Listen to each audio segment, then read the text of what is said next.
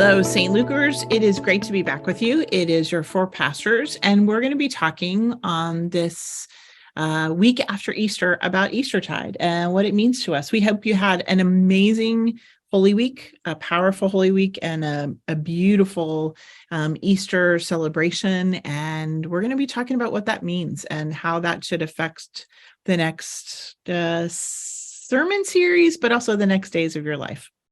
So let's get started. First of all, let's just talk about what resurrection means. What does resurrection mean to you guys? The easy or the low-hanging fruit for me is always just that resurrection means that the worst thing is not the last thing. I forget who said that. We can Google it at our own leisure. But yeah, it means that when we think about, or even, you think about, you think back over your life and you think about the things that have been the most challenging, the things that meant certain death, whether that's metaphorical or whatever, and you look at the fact that you are still here. That's what resurrection means, is that there is life after the worst thing. All right. Like I was saying, it's done. Podcast over. Right.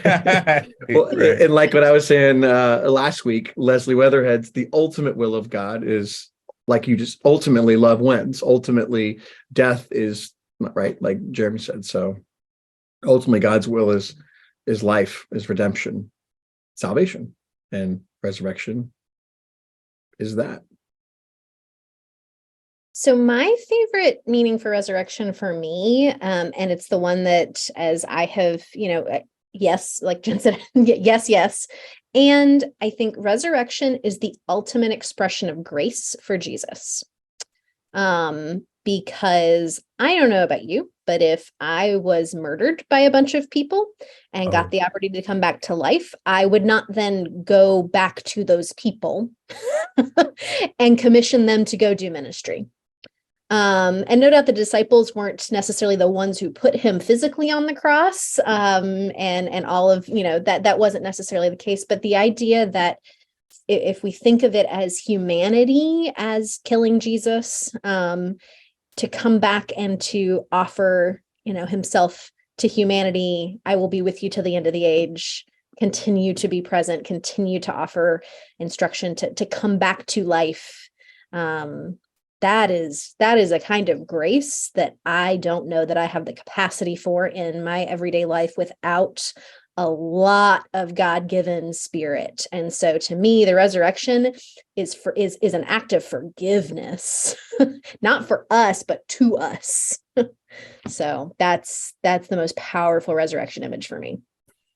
You were like, I don't have the capacity for that kind of forgiveness in my regular life. And I was like, yeah, you get it. It's like, yeah, but for sure, you definitely encapsulated like the point of the thing, right? Right. It's also, the resurrection is also empowerment. Right. Yeah, it's forgiveness, it's empowerment as well. Yeah. It's also responsibility. Like, what are you going to do with it? Because I have a funny, just thought about it. Like resurrection means for me, I start writing my funeral now. So it's a good funeral. Like, people always go, what are they going to say about me when I die? Well, you go ahead and write it, because you have resurrection power and you have resurrection responsibility, and resurrection begins on this side of creation, of heaven. Then the way you live starts to write what people are going to say about you. I think I said that last year. And I really realized that the more funerals I do, the more I go, they're like, oh, that was so beautiful. And I'm like, the person wrote it themselves because of how they lived. Right. Yep. And I've heard that my whole life. in different amalgamations, right? So some people say, what do you do with your dash type vibes, right? But I think the first time I felt that was at Yvette's funeral. Yes. Yeah. Just the way that God's spirit walked with Yvette, and that she allowed it to. You know what I mean? it just makes for exactly what you're talking about. Yeah. It makes for exactly, So we move into the Christian year into a time called Eastertide. It's the great 50 days of Easter between now and Pentecost. And what does it mean? Before I answer it, I'll just ask the question. What is Eastertide? It's not laundry detergent. No. Is that an Easter scent that Tide has? Is that I good? just that's one Denmark. three That's bad one. jokes and you're out. That's I one. don't even You're know how to out. respond sometimes because I'm like, well, that was a choice. Okay. It's the Eastertide longest, is that right? season where we as a Longest season. church Yeah. look at what our response as a community is to the resurrection. So we celebrate Easter every year, and then you get the chance collectively to look together at what our response to resurrection in this moment is. What does it mean with how we live our lives? So why is it 50 days? Oh, come on. If you're waiting for a corny joke, I don't have one. I'm sorry. The detergent one just took it all out of me. Days that Jesus spent with his disciples after his resurrection, Before before ascension. his ascension, and before the Holy Spirit came to begin Pentecost. And it's 10 more than 40. Yeah, and from what I understand, it's the longest season. I mean, there's normal times aren't really seasons, right? This is a gap. This is because this is the part where we as disciples of Jesus, people who live into the resurrection life of Jesus, this is supposed to be that longest portion, right? That we live into that idea that death, the last thing is not the last thing, right? And all that we just talked about. It's set aside that way. So our new sermon series is called Renovate. And there's multiple reasons of why we called it that. Does anybody remember why we called it that? have you seen the welcome hall? Been around for the last 2 years. Oh, we figured we might as well just really lean into that aesthetic we've got in the welcome hall after a couple of years, and hopefully during this season we'll start to see it come be renovated back into something. But that was not our reason. That was just a nice little benefit to the side of how we are gonna shape that. Well, and the renovation should be beginning. So we're going to get to watch what happens when things get built back or built into something, actually a new vision of that, Right. Which is kind of the power of resurrection, right? Like we're being resurrected to be able to build something. I've been saying a lot the last couple of weeks to y'all, resurrection in order to resurrect. And what do you think needs to be resurrected around us? Mm-hmm. Mm-hmm. No, I'm asking, what do you think needs to be resurrected around us? A spirit of willingness, a spirit of willingness to show up for each other. It's like in my mind, it's this like spirit of willingness and this investment piece. Like, I don't know. I think about my grandparents, but specifically my grandfather, was constantly at the church, constantly going to make sure that folks were okay. And I think that, I don't know, when we're willing to show up to make sure that everybody's okay, even if everybody's okay, we get so much medicine just from being in community. That's just the thing that pops up off the top of my head. I'm super curious what the rest of you all think. This is a great question. Well, and I like where you're going, that willingness to show up and be community, to be there for each other. I think that's something coming, out of pandemic, still in somewhat of, to gather around and be there for each other in new ways. In this new season, everyone's talking about what is the church on the other side, and I think it resurrecting that, what it means to be community, what it means to be the body of Christ in ways that are life-giving, that are right, not destructive and hurtful. Definitely, I think the church needs resurrection. gosh, like the Christian church, right? It needs some resurrection. Well, and there are things going on in our communities, in our state, in our nation. And I can enumerate them, but I'm going to just say there are things that are happening that there are the antithesis of who we are in our core values of Christ-centered love that is lived out in acceptance, community, hospitality, discipleship, and service. There is they are antithetical to the gospel of Jesus Christ, who surrendered himself in a sacrifice of love for all people.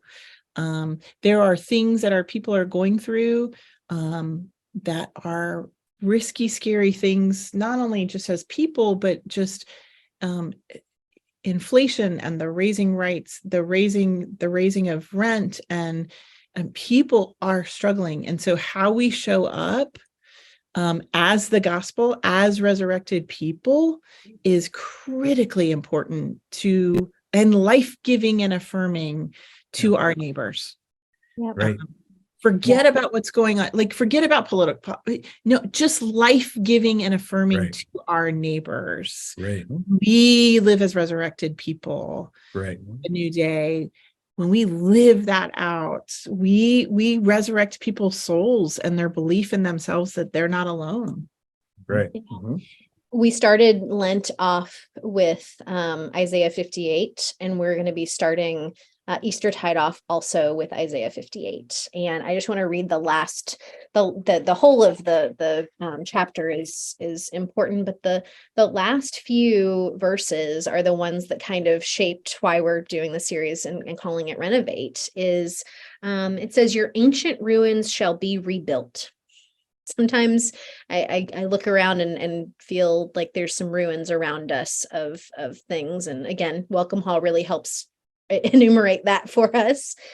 Your ancient ruins shall be rebuilt. You shall raise up the foundations of many generations. And that section speaks to me of wanting to be sure that whatever we're doing now, we're putting a foundation that is not just for us. We're not serving ourselves. We're serving generations in the future. The last line I think is really powerful because it sort of speaks into the future of how people will look back at what we did in moments like this. It says, "You shall be called repairer of the breach." Not be repairers of the breach. It's the prophet saying, "You shall be called repairers of the breach, the restorers of streets to live in."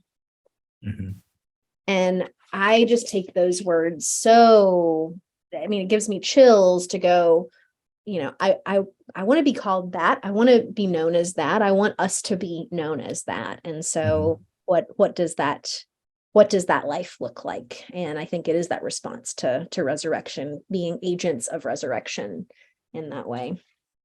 It's that responsibility thing. The resurrection comes with responsibility. We are here. St. Luke's has always been the fill the gap kind of church. What are the gaps in our ministry? What are the gaps in the congregation? What are the gaps in people's hearts? What are the gaps in the community? And there are some gaps. There are some holes in the road. There's some holes in the bridges that have been blown up. There have been holes in the walls, and we've got work to do. And the only thing that can do it is resurrection work. Yep. Which means it's going to be hard. Which leads us to what we're to be studying in our Renovate series. Tell us, Melissa, about 1 Peter, a book that hardly anybody ever reads. Same, me too. So this was one of the first times I've delved into 1 Peter. I think that's probably the case for all of us to this extent. There's a few phrases in 1 Peter that you probably are familiar with. This is the letter, the epistle, as we call it, that where we get those images of Christ as the cornerstone and us as living stones that build and rebuild, kind of like that image that we heard in Isaiah as well. But 1 Peter is a letter that is attributed to the Apostle Peter. It's not written by the Apostle Peter. It's one of those that is written in his name, but would have been written by someone within a community of early Christians. This is sometime in the last quarter of the first century. So hopefully sometime somewhere around 90 CE. And so we're hearing this letter written about the same time as we're seeing a lot of the Gospels written. So we don't have these established stories that everybody is sharing. This is one of those letters that gets passed around as encouragement to specific communities. And we don't have a lot of details on this letter other than it was last quarter of the first century to a community of new Christians in Asia Minor. So it's a community of folks who are asking the question, okay, we believe in the resurrection now. We have had new birth. We have been born anew. And here's how we're needing to live. And so they're figuring that out. But what they're experiencing is as they are confessing Jesus, as they are living as disciples of the resurrected Christ, they're getting pushback from their community. This isn't necessarily the same as we see in in some of the gospel stories or in some of the other letters. It's not necessarily pushback from the empire or from the government. It's just from their community, from other people in their community who aren't loving their new life, their new way of being, and their new way of acting, and their new way of living.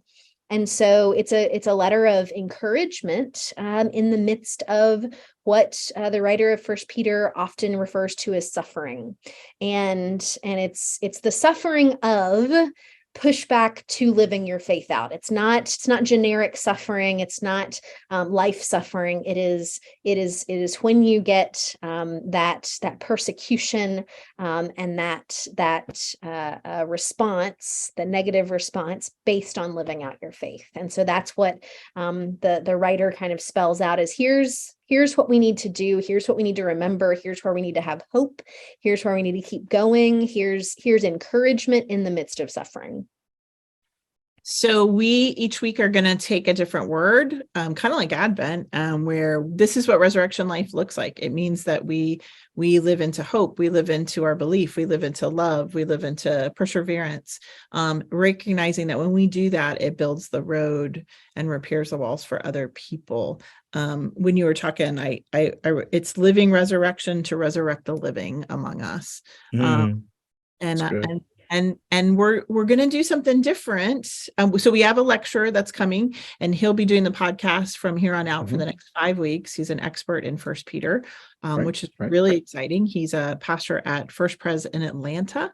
He's the teaching pastor there. But we're starting and ending. So so the Sunday after Easter and Pentecost are going to have guest preachers, and they're lay people. They are not just lay people. They are the lay leaders of our Florida annual conference. And so we're going to have Derek Scott. Melissa, you want to tell us about Derek? Yeah, Derek Scott is one of our co-lay leaders. He is the executive director of Campus to City Wesley in Jacksonville. And he started that ministry, gosh, I don't know, a decade ago, maybe earlier than that. As sort of a new way of doing campus ministry that acknowledged the connections that campus ministry needs to have with local churches and to one another when you have multiple campuses in a community. And so he's been doing that.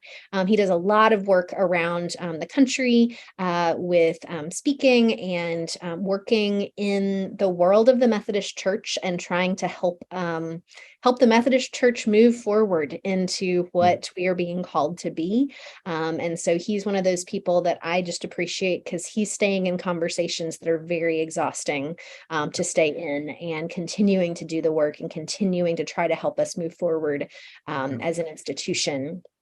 In the midst of all of his own day-to-day ministry. So he is a dear friend of mine and all of ours, and somebody that I think you are going to be blown away by. You can't hear him speak and not walk away just enthusiastic about something. Such a gift to the church,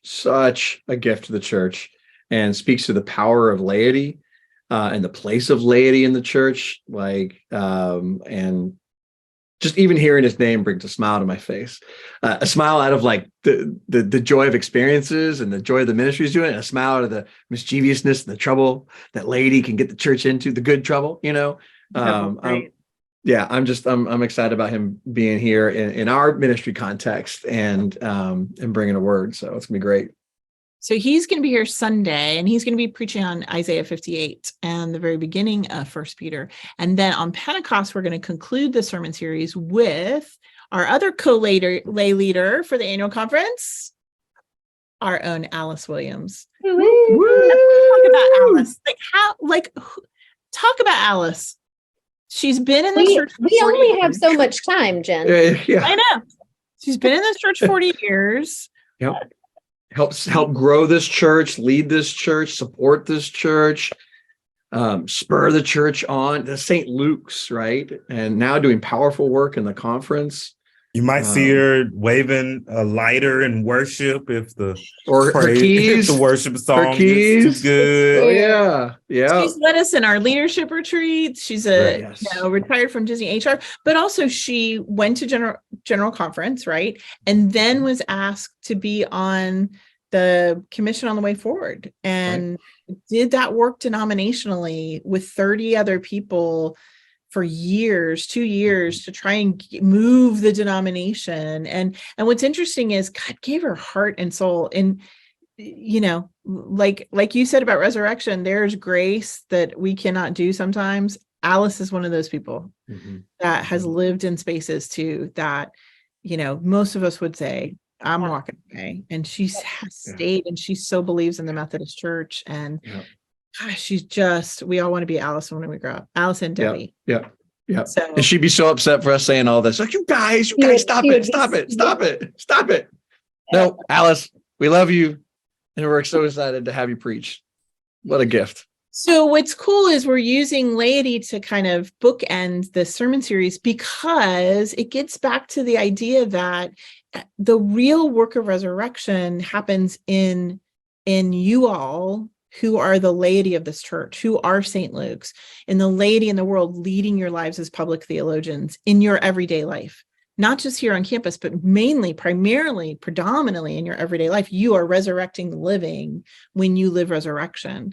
And so we professionally do this. And I think we hopefully do it in our everyday life too, because that's who we're called to be. But it's so much more powerful to hear from people who are doing it and who believe in the church and have given their life to it, to be public theologians. And so I'm super, super excited, because in all actuality, that's why Jesus spent 50 days with his people, because he was saying, you're going to be it. I'll be the head, I'll be the cornerstone of the church, but you're it.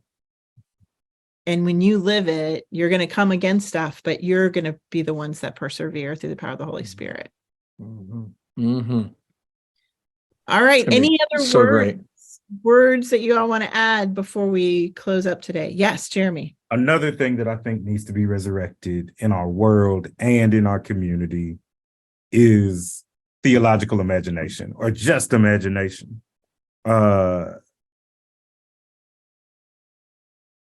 I think that we can be so afraid of being wrong that we're afraid of going to the new places God is showing us, right?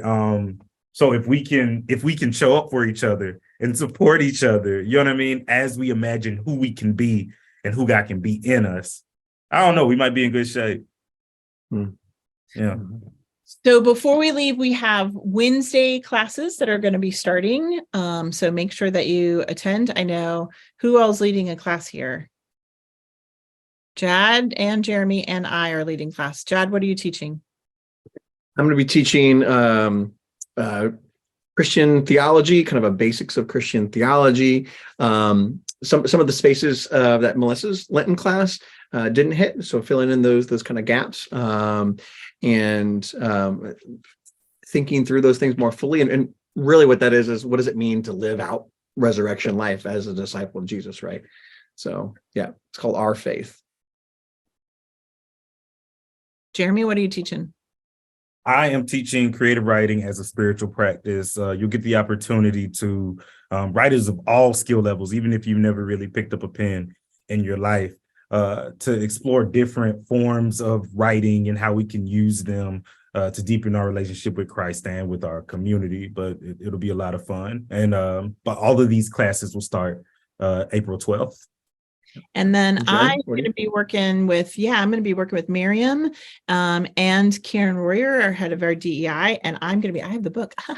I'm going to be teaching To Kill a Mockingbird and relating it to First Peter, because To Kill a Mockingbird, and I'm going to be we're not going to just read the book, but we're going to watch a little of the movie. We're going to have some excerpts of the show that's been adapted by Aaron Sorkin. We're going to bring all that together to connect it with the words of First Peter and the writer of First Peter, and how that gets lived out, and understand too what it means to show up for people. So we hope you'll come and be a part of those.